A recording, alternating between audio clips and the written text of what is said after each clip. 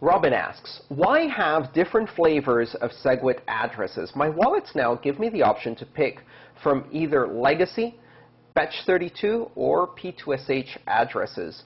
As I understand it, I want to have private keys to be SegWit-enabled addresses so that less data needs to be paid for to publish on the blockchain. Now that both have been implemented for a while, is there a winner yet, or what is the benefit of being different and incompatible?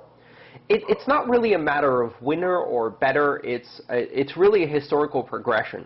Legacy addresses, meaning those that start with a 1, are not SegWit-enabled, meaning that you cannot use a segregated witness signature in order to publish a transaction from an address that begins with 1.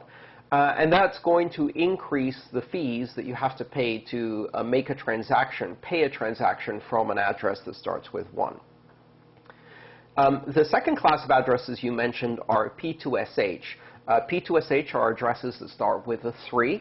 And these are scripts wrapped in a pay-to-script hash. And addresses that start with a 3 can be a variety of things. You may have heard of them being referred to as multi-sig addresses in the past. That's because that was the main use for 3 addresses, was multi-sig, the most common script used. But they can be anything. They can be Lightning endpoints, which can also be expressed as P2SH addresses, of course. They can also be SegWit scripts.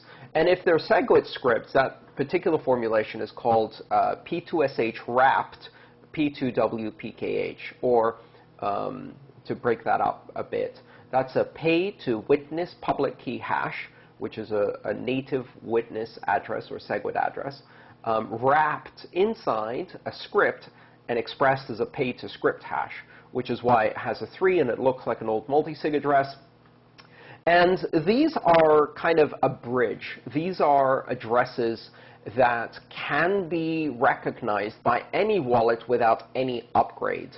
So they give you the benefit of spending with a SegWit transaction or spending the inputs with a SegWit signature, which reduces your fees, but are accepted by any wallet as a destination address because they're P2SH. So old wallets don't need to know anything about SegWit in order to pay to them.